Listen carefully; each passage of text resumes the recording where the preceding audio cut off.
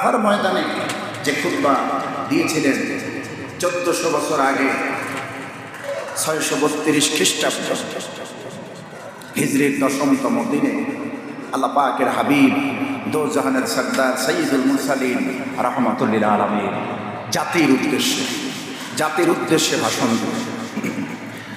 আমাদের লিডারেরা নেতারা জাতির উদ্দেশ্যে ভাষণ দেয় গদি টিকানোর জন্য, ক্ষমতায় যাওয়ার জন্য, ক্ষমতা ছাড়ার জন্য, নিজে সেফ এক্সিট পাওয়ার জন্য।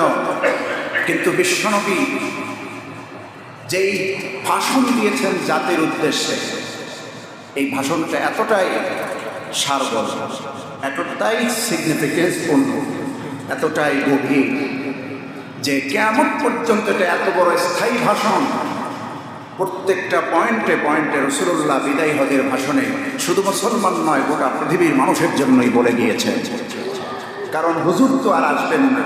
কিয়ামত পর্যন্ত মানুষের বৈষম্য কিভাবে দূর হবে, সাদা কালোর মধ্যে ভেদাভেদ কেমনে দূর হবে, জাতি গোত্রের মধ্যে কিভাবে ভেদাভেদ দূর হবে, এগুলির সব বিষয় মুসলমানদের হাতে। সব জাতি নিরাপদ থাকবে, একজনের আমানত আর একজনে কীভাবে রক্ষা করবে, এগুলির সবগুলি পয়েন্টে রাসূল পাক সাল্লাল্লাহু আলাইহি সাল্লাম বিদায় হজের ভাষণে কথা বলেছেন। প্রায় লক্ষাধিক সাহাবী ছিলেন সামনে। আরাফার ময়দানে রাসূল পাক সাল্লাল্লাহু আলাইহি সাল্লাম খুতবা দিলেন। দিনটা ছিল জুমার দিন। কোন দিন? জুমার দিন। আরাফার ময়দানে 9 জিলহজ হুজুর সাল্লাল্লাহু আলাইহি সাল্লাম শেষ ভাষণ দিলেন হজের মৌসুম। এবং হুজুর সাল্লাল্লাহু আলাইহি সাল্লাম হজ করলেন, বিদায় হজ। আপনারা কি বলতে পারবেন হুজুর কয়বার হজ করেছেন জীবনে? একবার। শুরুটাও এই, শেষটাও আউয়াল আখির। হুজুর সাল্লাল্লাহু আলাইহি সাল্লাম বিদায় হজ করেছেন, হজ করে ভাষণ দিয়েছেন। আমার বন্ধুগণ, হাদিসের কিতাবে পাওয়া যায় নবী করিম সাল্লাল্লাহু আলাইহি সাল্লাম 4 থেকে 5 বার উমরা করেছেন। তো বিদায় হজের ভাষণে যে কথাগুলি তিনি বলেছেন, সাহাবায়ে কেরাম এক একজনে এক এক অংশ তা বর্ণনা করেছেন, কোট করেছেন। যেমন একজনে বলেছেন হযরতে জুবাইর রাদিয়াল্লাহু তাআলা আনহু থেকে যে রেওয়ায়তটুকু এসেছে, হুজুর সাল্লাল্লাহু আলাইহি সাল্লামের প্রথম বক্তব্য আরাফায় যেটা ছিল, তিনি বলেছেন, আইয়ুহান নাস, হে মানব মণ্ডলী। আপনারা বলুন তো, এখানে কি শুধু মুমিনদেরকে বলেছেন? না, কিয়ামত পর্যন্ত পৃথিবীতে যত মানুষ আসবে, যত ধর্মের আসবে, সমস্ত মানুষকে, গোটা মানব মণ্ডলীকে উদ্দেশ্য করে নবীর বক্তব্য হচ্ছে আইয়ুহান নাস, মানব মণ্ডলী। আরাফার ময়দানে প্রদত্ত বিদায় হজের ভাষণের প্রথম শব্দই হচ্ছে আইয়ুহান নাস, হে মানব মণ্ডলী। ফাইন্নী ওয়াল্লাহ লা আদরি লাআল্লি লা আলকাকুম বা'দা ইয়াউমি হাযা।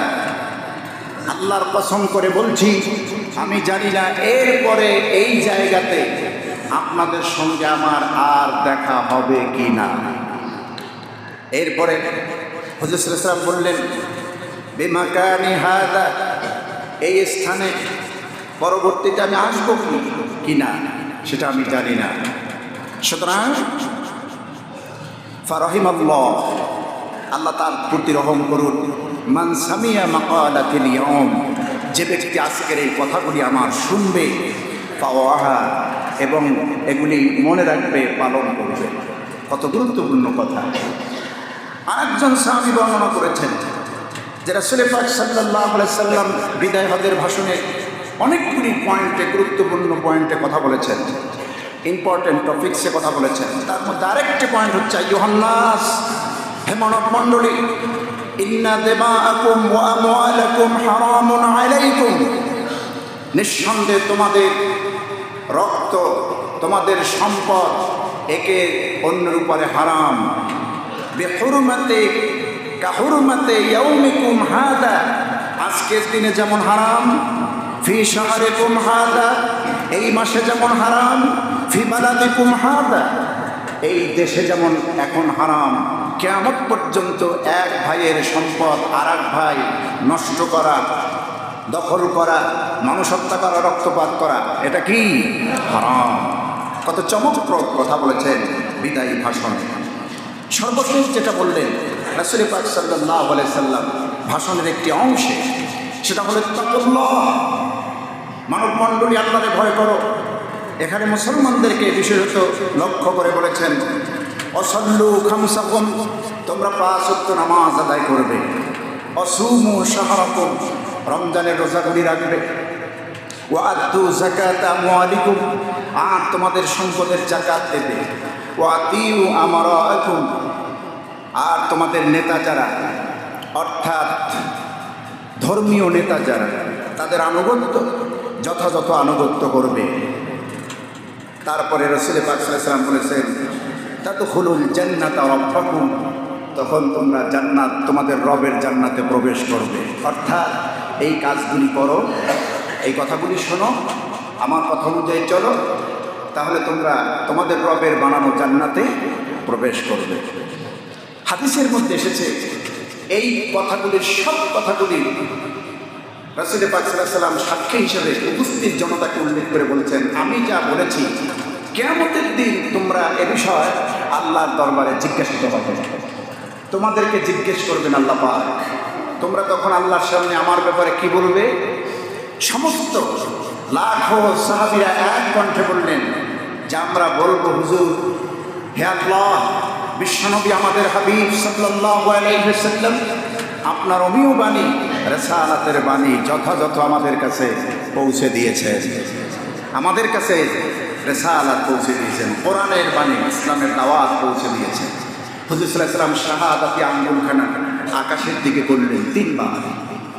সহিহ মুসলিমের বর্ণনা এসেছে যে তোমরা সাক্ষী দেখো, আল্লাহ সাক্ষী আছেন, আমি আমার রিসালাতের দায়িত্ব পৌঁছে দিয়েছি। আরেকটা হাদিস নবীজি বললেন যে তারাকতু ফীকুম আমরাইন, আমি তোমাদের মাঝে 2টি বিষয়, 2টি জিনিস রেখে যাচ্ছি। কয়টি বিষয়? বিদায় হজের ভাষণে হুজুর সাল্লাল্লাহু আলাইহি ওয়াসাল্লাম বলছেন তারাকতু ফীকুম আমরাইন, তোমাদের কাছে 2টি বিষয়, 2টি জিনিস রেখে গেলাম।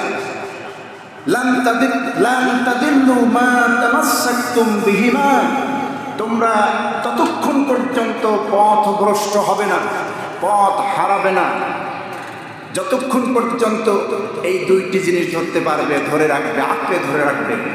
কিতাব আল্লাহ ওয়া সুন্নাত রাসূলি, ও হাদিস আর রাসূলি বলেন নাই, হুজুর সাল্লাল্লাহু আলাইহি ওয়াসাল্লাম বলেছেন ও সুন্নাত রাসূলি, রাসূলের সুন্নাহ যেটা আমলযোগ্য হাদিস, কোরআন এবং সুন্নাহ। এই কোরআন এবং সুন্নাহ যতক্ষণ তোমরা আঁকড়ে ধরবে, কিয়ামত পর্যন্ত সেই জাতি পথভ্রষ্ট হবে না। রাসূল পাক সাল্লাল্লাহু আলাইহি ওয়াসাল্লামের বাণী। এখন আল্লাহ বললেন কি, দেখো কত চমৎকার কথা। নবীজির এই বয়ানের প্রেক্ষাপটে আল্লাহ সূরাতুল মায়েদার 3 নম্বর আয়াত নাজিল করলেন। আল্লাহ পাক নাজিল করে তার দ্বীনকে পরিপূর্ণ করে দিলেন। কিভাবে? আল্লাহ রাব্বুল আলামিন নবী সাল্লাল্লাহু আলাইহি ওয়াসাল্লাম প্রদত্ত বিদায়ী ভাষণের পরে আল্লাহ পাক খুব খুশি হয়ে গেলেন। আল্লাহ পাক সঙ্গে সঙ্গে তার হাবিবের উপরে আয়াত নাযিল করে জানায় দিলেন, আল-ইয়াওমা আকমালতু লাকুম দীনাকুম ওয়া আতমামতু আলাইকুম নি'মাতি ওয়া রাদিতু লাকুমুল ইসলাম দীনা। আল্লাহ পাক বলছেন, আজ আকমালতু লাকুম দীনাকুম, আমি আমার দ্বীনকে পরিপূর্ণ করে দিলাম, ইসলামকে পরিপূর্ণ করে দিলাম, দ্বীনকে পরিপূর্ণ করে দিলাম। ওয়া আতমামতু আলাইকুম নি'মাতি, আর সম্পন্ন করে দিলাম আমার নিয়ামত তোমাদের উপরে। একদিকে তোমাদের জন্য আমি দ্বীন পরিপূর্ণ করে দিলাম, আর একদিকে আমার নিয়ামত রাজি, আমার নিয়ামত সমূহ তোমাদের জন্য সম্পূর্ণ করে দিলাম। আল্লাহ পাক বলছেন, আর রাদিতু লাকুমুল ইসলাম দীনা, আর ইসলামকে দ্বীন হিসাবে আমি সন্তুষ্ট চিত্তে মনোনীত করে দিলাম। সুবহানাল্লাহ। দিন হচ্ছে ইসলাম, ধর্ম হচ্ছে কি ইসলাম। আমাদের ধর্মের নাম কি ইসলাম। আমাদের ধর্মের ব্যাপারে খুশি কে? আল্লাহ। খুশি হয়ে আমাদেরকে ধর্ম দিলেন, কর্ম দিলেন, দিন দিলেন, সেই দিনের নাম কি ইসলাম। অরদিতু লাকুমুল ইসলাম দীনা, আমি তোমাদের জন্য আমার ইসলামকে দিন হিসাবে, ধর্ম হিসাবে পছন্দ করলাম। সুবহানাল্লাহ। এই জন্য আল্লাহর হাবিব বলেন, কোন মুমিন বান্দা যদি সকালে আর সন্ধ্যায় সূর্যাস্ত যায়, যখন সূর্য ডুবে যায়, যখন সূর্য উদয় হয়, যখন এই সময়গুলিতে কোনো আল্লাহর মুমিন বান্দা যদি এই কথাগুলি বারবার বলে, রাদিতু বিল্লাহি রাব্বা ওয়া বিল ইসলামি দীনা ওয়া বি মুহাম্মাদিন সাল্লাল্লাহু আলাইহি ওয়াসাল্লাম নাবিয়্যান ওয়া রাসূলা। পারেন তো? পড়েন সবাই। রাদিতু বিল্লাহি রাব্বা ওয়া বিল ইসলামি দীনা ওয়া বি মুহাম্মাদিন সাল্লাল্লাহু আলাইহি ওয়াসাল্লাম নাবিয়্যান ওয়া রাসূলা। কি চমৎকার কথা! তিনটি পংক্তির মধ্যে সব কথার জবাব আল্লাহ পাকের হাবিব যেন সন্নিবেশিত করেছেন, ইনক্লুড করেছেন। রাদিতু বিল্লাহি রাব্বা, আল্লাহর মতো রব পাইয়া আমি খুশি। অবিল ইসলামি দীনা, ইসলামের মতো দিন পেয়ে, ইসলামের মতো ধর্ম পেয়ে আমি সন্তুষ্ট। অবি মুহাম্মাদিন সাল্লাল্লাহু আলাইহি ওয়াসাল্লাম নাবিয়্যান ওয়া রাসূলা। আর মুহাম্মদ সাল্লাল্লাহু আলাইহি ওয়াসাল্লামের মতো নবী রাসূল পেয়ে আমি খুশি। সুবহানাল্লাহ। খুশি তো আমরা? আল্লাহর মতো রব পাইছি, আর কিছু লাগে? ইসলামের মতো দিন, জীবন ব্যবস্থা পেয়েছি, আর কিছু লাগে কি? না। ইন্নাদ দীনা ইনদাল্লাহিল ইসলাম, আল্লাহর কাছে একমাত্র পছন্দের মনোনীত ধর্মের নাম কি? ইসলাম। নবীর মতো সেরা নবী পেয়েছি, মুহাম্মদ সাল্লাল্লাহু আলাইহি ওয়াসাল্লাম। ভাইরা, এই দোয়াটা সকালে সন্ধ্যায় বারবার করবেন। আশা করি কবরের সুয়াল জবাবের পুরো হিসাব নিকাশ দুনিয়াতে আল্লাহ মিটায়ে দেবেন। খুব জটিল হবে না সেই কবরের সোয়াব। কারণ এই কথাগুলি আপনি কন্টিনিউ লিসান দিয়া, জিহ্বা দিয়া, ঠোঁট দিয়ে আওড়াচ্ছেন আর বলছেন, স্বীকার করছেন অন্তঃকরণে, আর জিহ্বা দিয়া, ঠোঁট দিয়ে এগুলি বলছেন। রাদিতু বিল্লাহি রাব্বা ওয়া বিল ইসলামি দীনা ওয়া বি মুহাম্মাদিন সাল্লাল্লাহু আলাইহি ওয়াসাল্লাম নাবিয়্যান ওয়া রাসূলা। এর আলোকিত প্রশ্ন তিনটা। কবরের প্রশ্ন হবে কয়টা? তিনটা। মার রব্বুক ওয়া মা দীনুক ওয়া মান নাবিয়্যুক। ঠিক কিনা? এই তিনটা প্রশ্নের জবাবের মধ্যে আছে না নাই? তোমার রব কে, তোমার দিন কি, তোমার নবী কে। এই জন্য এই তিনটি দোয়া সকালে আর সন্ধ্যায় বেশি বেশি মনে রাখবেন। আল্লাহর মতো রব পেয়ে খুশি, ইসলামের মতো দিন, জীবন ব্যবস্থা, ধর্ম পেয়ে খুশি, আর আরো বেশি খুশি বিশ্বনবী মুহাম্মদ সাল্লাল্লাহু আলাইহি ওয়াসাল্লামের মতো আখিরি জামানার নবী পাইয়া। সম্মানিত ভাইরা, আল্লাহ খুশির সঙ্গে আয়াত নাযিল করলেন, দিনকে পরিপূর্ণ করে দিলেন। হুজুর সাল্লাল্লাহু আলাইহি ওয়াসাল্লামের আগে বড় আশ্চর্যের কথা, ইন্টারেস্ট আছে এই কথার মধ্যে। শুনুন, নবীর আগে লক্ষাধিক নবী পৃথিবীতে এসেছে, কোন একজন নবীর মাধ্যমে আল্লাহ দিনকে পরিপূর্ণ করেন নাই। করেছেন কি? করেন নেই। দিনকে পূর্ণ করেননি, ইসলামকে, বিধানকে, শরিয়াতকে পূর্ণ করেননি। নবীজির আগে এক একজন নবী 200 বছর হায়াত পেয়েছেন, 500 বছর হায়াত পেয়েছেন, 1000 বছর হায়াত পেয়েছেন, 1200 বছর হায়াত পেয়েছেন, 1500 বছর হায়াত পেয়েছেন। আমার মুসল্লি ভাইরা, একটু জবান খুলে বলুন তো, যেই নবীর 1000-এর উপরে হায়াত পেল বছর, এই নবীর দ্বারা আল্লাহকে দিন পূর্ণ করেছেন নাকি? এত বছর, শত শত বছর, লক্ষাধিক পয়গম্বর পৃথিবীতে আসলেন, কারো মাধ্যমে দিনের পূর্ণতা আল্লাহ দিলেন না। আল্লাহর হাবিব, তার মর্যাদা এমন, শুধুমাত্র তিনি বিশ্বনবী নন, যার জনপ্রিয়তা, যার মর্যাদা কাশছুন, যার অর্জুন, যার মর্যাদা, সেই নবী মাত্র 23 বছর বয়সে কোরআনের দাওয়াত দিয়েছেন। 63 বছর জিন্দেগি গেলেন। আমার আল্লাহ পাক বলেন, আমি শতে শতে 1000-1200 বছর কোনো নবী হায়াত পাওয়ার পর তার দ্বীনের পূর্ণতা দেই নাই। আমার হাবিব মুহাম্মদ সাল্লাল্লাহু আলাইহি সাল্লামকে মাত্র 23 বছরের জিন্দেগিকে আমি ইসলামের দ্বীনের ইসলামের ব্যাপারে পূর্ণতা দিয়ে দিয়েছি। মাত্র 23 বছরের জিন্দেগি, অর্থাৎ তাওহীদ, রিসালাত, আখিরাতের যে দাওয়াতের জিন্দেগি মক্কা মদিনায়, এই নবীর মাধ্যমে আমি দ্বীন ইসলামের পূর্ণতা দান করেছি। এই জন্য আল্লাহ বলছেন, আর ইয়াউমা আকমালতু লাকুম দীনাকুম, আজ তোমাদের জন্য তোমাদের ধর্মকে, দ্বীনকে পরিপূর্ণ করে দিলাম। এরপরে পৃথিবীতে আর কোনো ধর্ম আসবে না। আসবে কি?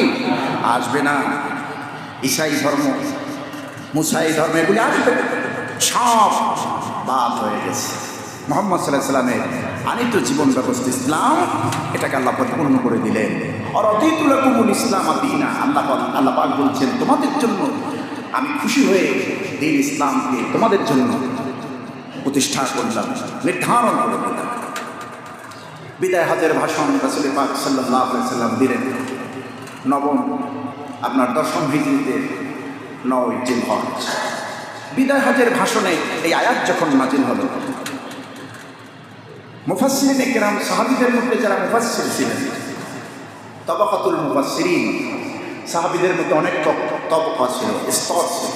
কেউ ছিলেন মুফতি, কেউ ছিলেন মুহাদ্দিস, কেউ ছিলেন কি মুফাসসির।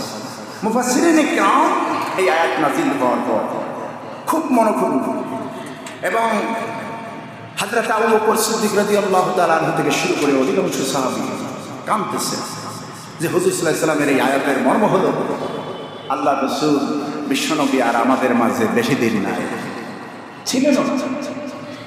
নবীজির বিদায় হজের ভাষণে, আরাফার ময়দানে ভাষণ দেওয়ার পর আল্লাহ রাব্বুল আলামিন আল ইয়াউমা আকমালতু লাকুম দীনাকুম এই আয়াত নাযিল হওয়ার পর হুজুর সাল্লাল্লাহু আলাইহি সাল্লাম মাত্র 70 থেকে 80 দিন বেঁচে ছিলেন পৃথিবীতে। তার মানে 2 মাস 10 দিন কি 15 দিন বেঁচে ছিলেন এই জমিন আল্লাহর এই পৃথিবীতে। কারণ নবীজি সাল্লাল্লাহু আলাইহি সাল্লাম আরও ইশারা ইঙ্গিত দিয়েছেন, মসজিদে নববীতে বক্তব্য দিয়েছেন সাহাবীদেরকে লক্ষ্য করে।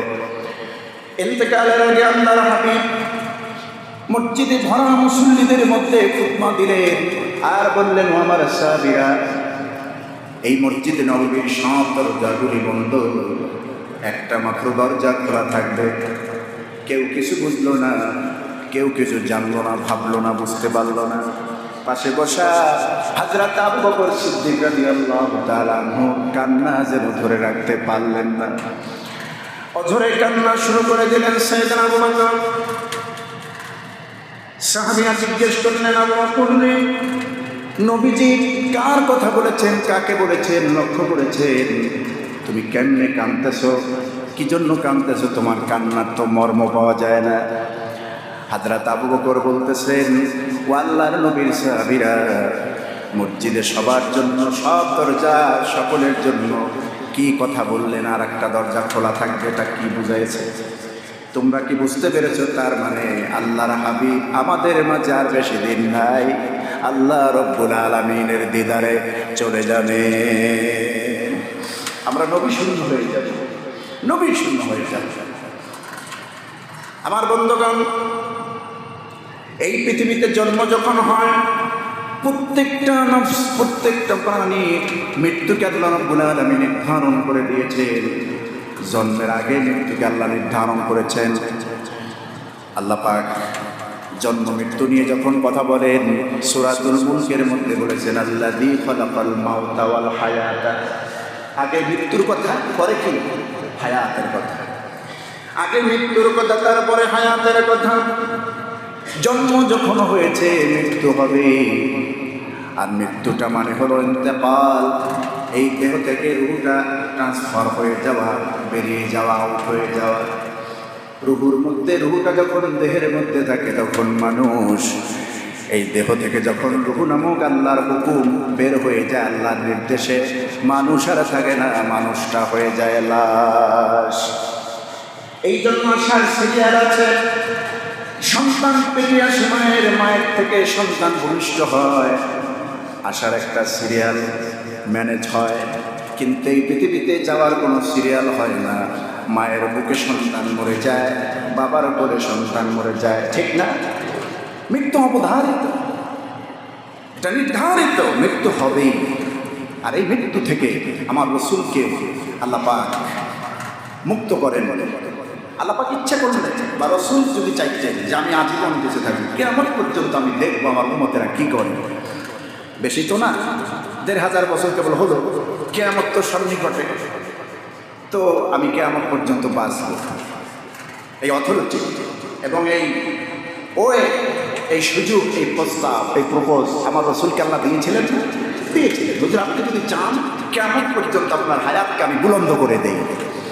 হুজুর বললেন না, বাদির রফিকুল আলা, আমি চাই রফিক আলার সাক্ষাৎ আল্লাহ পাকের মোলাকাত করতে।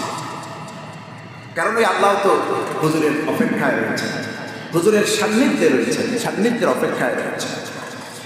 কোরআনে কারীম আল্লাহ রাব্বুল আলামিন বলেন, এই পৃথিবীতে কোনো মানুষ মরণ থেকে বাঁচতে পারবে না, নবী হোক, ওলি হোক, আল্লাহর মাহবুব বান্দা হোক, পাপিষ্ঠ হোক, সকলের জন্য আল্লাহ মৃত্যু নির্ধারণ করে দিয়েছেন।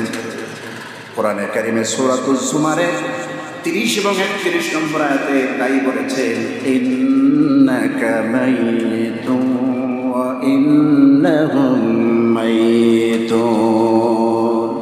হাবিব, নিঃসন্দেহে আপনি মরণশীল, এবং আপনার পূর্বে এবং এই আপনার শত্রুতা যারা করতেছে, কাফের, বেঈমান, মুশরিকেরা, তারাও মরণশীল, এদেরও মরতে হবে। ইন্নাকা মাইয়িতুন ওয়া ইন্নাহুম মাইয়িতুন, নিঃসন্দেহে আপনি অবশ্যই মৃত্যুবরণ করবেন। আপনি মরণশীল, আপনি মানুষ, আপনি নবী, আপনি মানুষ, আপনার রূহ আছে, আপনার মৃত্যুবরণ করতেই হবে। ওয়া ইন্নাহুম মাইয়িতুন, আর এরাও মরবে, সকলকে মরতে হবে। সুম্মা ইন্নাকুম ইয়াওমাল কিয়ামাতি ইনদা রাব্বিকুম তাখতাসিমুন। এরপর তোমরা কিয়ামতের দিন আল্লাহর কাছে, তোমাদের রবের কাছে পরস্পর তর্ক বিতর্ক করবে। আল্লাহ পাক বলছেন, তার মানে মৃত্যু হবে, মৃত্যুর পর আমাদের সকলকে এক জায়গায় যাইতে হবে। সেই জায়গার নাম কি? কিয়ামতের হাসরের ময়দান, ময়দানে মাহশার, আল্লাহর সামনে যেতে হবে। পৃথিবীতে মৃত্যু থেকে কেউ রেহাই পায়নি, সব নবীরা মৃত্যুবরণ করেছে। হযরত ঈসা আলাইহিস সালামকে আল্লাহ উপরে উঠিয়ে নিয়েছেন আসমানে, সব নবীকে আল্লাহ মৃত্যু দিয়েছেন। এই মৃত্যুর হাত থেকে আল্লাহ পাক কাউকে রেহাই দেননি। হুজুর সাল্লাল্লাহু আলাইহি ওয়াসাল্লামও এখান থেকে সুযোগ পাননি, সুযোগ নেন। বিদায় হজের ভাষণের পরে 2 থেকে 2.5 মাস এই পৃথিবীতে নবীজি বেঁচেছিলেন। সাহাবায়ে কেরাম বুঝতে পেরেছিলেন আমাদের নবীজি আর বেশি দিন আমাদের মাঝে নাই। হুজুর সাল্লাল্লাহু আলাইহি ওয়াসাল্লাম যেদিন ইন্তেকাল করবেন, সোমবার ফজরের নামাজের জামাতে হুজুর সাল্লাল্লাহু আলাইহি ওয়াসাল্লাম যেতে পারলেন না। কয়েক ওয়াক্ত নামাজ হুজুরের উপস্থিতিতে দুনিয়ায় যতদিন হুজুর বেঁচে ছিলেন, অসুস্থ অবস্থায় মায়েশার ঘরে শুয়েছিলেন। ওই অবস্থায় নবীজির অনুপস্থিতিতে ইমামতের দায়িত্ব নিয়েছিলেন সাইয়েদনা আবু বকর সিদ্দিক রাদিয়াল্লাহু তাআলা। আবু বকর যখন ইমামতি করতেন, পিছনে সাহাবীরা কাঁদতেন, আর নবীজির সাহাবী আবু বকর কাঁদতেন। হায়, মনে হয় আমরা আর কোনোদিন আল্লাহর নবী, বিশ্ব নবীর ইমামতিতে আমরা আর মুসল্লি হতে পারবো না। যেদিন নবীজি ইন্তেকাল করলেন, সকালবেলা হযরত আবু বকর নামাজ শেষ করলেন। কয়েকজন সাহাবী হযরত আব্দুল্লাহ ইবনে জামা রাদিয়াল্লাহু তাআলা আনহু থেকে নিয়ে শুরু করে কয়েকজন নিয়ে মায়েশার কামরায় ঢুকলেন, হুজরায়। তখন তো মসজিদ ছোট ছিল, পাশেই ছিল মায়েশার ঘর, হুজুরের ঘর। হুজুরকে দেখার জন্য রওনা হলেন, ভিতরে ঢুকলেন, নবীজিকে সালাম বললেন। আয়েশাকে জিজ্ঞেস করলেন, মা, হুজুর সাল্লাল্লাহু আলাইহি ওয়াসাল্লামের শরীরের অবস্থা এখন কেমন? হযরত আয়েশা বলছেন, বাবাজি, সাইয়েদনা আবু বকর বলছেন, আব্বা, হুজুরের শরীর স্বাস্থ্য এখন তেমন ভালো নয়, কারণ প্রচণ্ড জ্বর হুজুরের শরীর মোবারকে। এত জ্বর ছিল ইন্তেকালের পূর্বে, মাথায় পট্টি বেঁধেছেন। হুজুর মা আয়েশাকে বলছেন, আয়েশা রে, প্রচণ্ড জ্বর আর মাথা ব্যথা, আমি মাথা খাড়া করতে পারি না, তোমার উরুর উপরে আমার মাথাটা একটু রেখে দাও। ঠান্ডা কোনো পানি আছে কিনা কোথাও পাত্রে নিয়ে সবার মাথাটা একটু ঢালো। মা আয়েশা অনেক জায়গা থেকে পানি আনলেন, সংগ্রহ করলেন, হুজুর সাল্লাল্লাহু আলাইহি সাল্লামকে নিজে আপন উরু করে শোয়াইয়া নিজ হাতে মা আয়েশা পানি ঢাললেন আল্লাহ রসুলের মাথা মোবারকে। পানি ঢালতেছিলেন, মা আয়েশাকে নিষেধ করলেন, বাস যথেষ্ট হয়েছে, আলহামদুলিল্লাহ, লাগবে না। হযরতে আবু বকর থেকে আব্দুল্লাহ ইবনে জামা অসংখ্য সাহাবীরা দেখলেন হুজুর আগের থেকে একটু সুস্থ আছে। হুজুরের খবর নিয়ে সবাই বেরিয়ে গেলেন, মনের মধ্যে শান্তি, হুজুর বোধহয় আমাদের মাঝে আবার আসবেন, হুজুর এবার পুরোপুরি সুস্থ হয়ে আমাদের মাঝে আসবেন, হুজুরের ইমামতিতে আমরা নামাজ আদায় করব। কিন্তু কিছুক্ষণ পরে অনেক দূরে যখন চলে গেলেন, যার যার মতো কাজে বেরিয়ে পড়লেন, ঠিক দুপুর প্রান্ত সময় মালাকুল মউত চলে আসলো মা আয়েশার ঘরে। প্রতিদিন আসেন একজন, এবার আসলেন দুজন, যা মালাকান দুজন ফেরেশতা আসলেন। নবীর ঘরে এসে সালাম করলেন, নবীজি সালামের জবাব দিলেন। হযরতে জিবরিল আমিন মালাকুল মউতের সঙ্গে নবীর সঙ্গে পরিচয় করায় দিলেন। হযরতে মালাকুল মউতকে বলা হলো, হযরতে বিশ্বনবী বললেন, জিবরিল রে, ইনি কে? এনারে তো চিনি না। হযরতে জিবরিল বললেন, হাদা মালাকুল মউত ইয়া রাসূলুল্লাহ, হে আল্লাহর রাসূল, ইনি হচ্ছেন মালাকুল মউত আজরাইল। ইনি জীবনে একবার কোনো মানুষের সামনে আসেন, দ্বিতীয়বার আসেন না। হযরতে মালাকুল মউত আজরাইল নবীকে সালাম করলেন, আল্লাহর পক্ষ থেকে সালাম পাঠালেন। মালাকুল মউত বললেন, ইয়া রাসূলুল্লাহ, হে আল্লাহ পাক আমাকে পাঠিয়েছেন আপনার রূহ মোবারক যেন আমি কবজ করে নিয়ে যাই, আপনার জান কবজ করে নিয়ে যাই, আল্লাহ আমাকে পাঠিয়েছেন। তাওয়ারিখের সবগুলি কিতাবে একই কথা বর্ণনা করা হয়েছে। হযরতে মালাকুল মউত বলছেন, আল্লাহ পাক আমাকে পাঠিয়েছেন, আপনি কেমন আছেন জানতে চেয়েছেন, আর আপনি যদি রাজি থাকেন তাহলে আমি আপনার রূহ কবজ করব, আর যদি রাজি না থাকেন, পৃথিবীতে আরও কিছু কাল বেঁচে থাকতে চান, তাহলে আল্লাহ আমাকে রিটার্ন চলে যাওয়ার জন্য বলেছেন। তবে আল্লাহ পাক আমি আসার সময় আমার আল্লাহ আমি আজরাইলকে এই কথা শুনিয়েছেন, হাবিব আল্লাহর নবী আপনার অপেক্ষায় স্বয়ং আল্লাহ পাক নিজেও অপেক্ষমান, আপনার দিদারের অপেক্ষা। হযরতে বিশ্বনবী আজরাইলকে বললেন, যেও না, বাদির রফিকুল আলা, আমিও চাই সেই মাহবুবের সান্নিধ্যে যেতে। তুমি চলে যাও আমার রবের সঙ্গে আমার সাক্ষাৎ আমিও চাই। ও আয়েশা, হুজুর পানি নিয়ে আসো। হাতে একটা মেসওয়াক, নবীজি ইন্তেকালের আগে মেসওয়াক করলেন, ওযু করলেন। ও ফাতেমা, আমার ঘর হালকা করে দাও, আল্লাহর মেহমান আপনি হাসান হোসেন চলে যাও। হযরতে ফাতেমা অযোধ্যায় কাঁদতেছিলেন, বুঝতে আর বাকি নাই আব্বা জান দুনিয়ায় বেশি সময় নাই। হযরতে ফাতেমা কাঁদতেছেন, কে থামাবে কান্না? এত বেশি কান্না। হুজুর সাল্লাল্লাহু আলাইহি ওয়াসাল্লাম মা আয়েশার বুক এবং উরুর মাঝখানে মা আয়েশার হুজুরের মাথা মোবারক একটু চান, আর দেখেন ফাতেমা কাঁদে। ফাতেমাকে ইশারা করে ডাকলেন। হযরতে ফাতেমা নিজের কানটা নবী সাল্লাল্লাহু আলাইহি ওয়াসাল্লামের মুখ জবান মোবারকের কাছে নিলেন, আস্তে করে কয়েকটা কথা বললেন। ফাতেমার কান্না বন্ধ হয়ে গেল। হযরত আয়েশা জিজ্ঞেস করলেন, মা ফাতেমা রে, তুমি এতক্ষণ যাবৎ অজরধারায় কাঁদতেছিলে, হঠাৎ তোমার কান্না বন্ধ হয়ে গেল, কি বলেছে হুজুর তোমার কানে কানে তোমার কান্না বন্ধ হয়ে গেল? হযরতে ফাতেমা বলছেন, আম্মা জান, আমার আব্বা আমার কানে কানে কথাই বলেছেন, মা তুই কান্দিস না, তোর কান্না আমি সহ্য করতে পারি না, তুই কান্দিস না রে ফাতেমা। আমার ইন্তেকালের আগে তোকে একটা সুখবর দিয়ে দে, আমার ইন্তেকালের পর সর্বপ্রথম তোর সঙ্গে আমার জিয়ারাত হয়ে যাবে, তোর সঙ্গে আমার সাক্ষাৎ হবে সর্বপ্রথম, কান্দিস না। ইন্তেকালের খবর ছড়িয়ে পড়ল সব জায়গায়, সব জায়গায়। আল্লাহ বলছেন, কুল্লু নাফসিন যায়িকাতুল মাউত সুম্মা ইলাইনা তুরজাউন, সূরাতুল আনকাবুতের 57 নম্বর আয়াতে। প্রত্যেক প্রাণী আল্লাহ পাক মৃত্যুর স্বাদ গ্রহণ করাবে, প্রত্যেক প্রাণী। মদিনায় সব জায়গায় ছড়িয়ে পড়ল, নবীজি নাই, আল্লাহর হাবিব নাই। কি ব্যাপার? রাসূলকে তো সকালে সুস্থ দেখে আসলাম, আবু বকর এক জায়গায়, ওমর এক জায়গায়, আলী এক জায়গায়, হযরত ওমর তো মানতেই পারেন না। হযরত বেলাল, যিনি তার পা থেকে মাথা পর্যন্ত সমস্ত দেহটা নবীর জন্য, আল্লাহর জন্য কুরবান। বেলাল কলিজাটা ভরা রাসূলুল্লাহর জন্য মায়া। সে বেলাল পাহাড়িয়া পথ পেয়ে চলছিলেন, যখন শুনতে পেলেন আল্লাহর নবী দুনিয়ায় নাই, হযরত বেলাল দুমড়ে মুচড়ে জমিনে শুয়ে পড়লেন বেহুশ অবস্থায়। মদিনার আকাশ বাতাসকে লক্ষ্য করে বলছেন, ও মদিনার আলো বায়ু, তোমরা শুনেছ কি দয়ার নবী, রহমতের নবী আর নাই? আরে ভাই, নবীর ইন্তেকালে তো সাহাবীদের পাগল করা হওয়ারই কথা। কারণ এই পৃথিবীতে যখন মা মরে যায়, সন্তানের জন্য বাবা যখন দুনিয়া থেকে সন্তানকে রেখে যায়, ওই অনুভূতিটা কেমন? বাবার কাছ থেকে যখন ছেলে মরে যায়, মেয়ে মরে যায়, এতটা কঠিন অনুভূতি পৃথিবীর কোনো মানুষকে বোঝানো সম্ভব নয়। এ তো মা নয়, বাবা নয়, সন্তান নয়, বরং তার চাইতে হাজার কোটি গুণ মর্যাদা মহব্বতের দাবিদার যিনি রাসূলুল্লাহ। হুজুর সাল্লাল্লাহু আলাইহি ওয়াসাল্লাম দুনিয়া থেকে ইন্তেকাল করবেন আর সাহাবীর এরকম হবেন এমনটি নয়।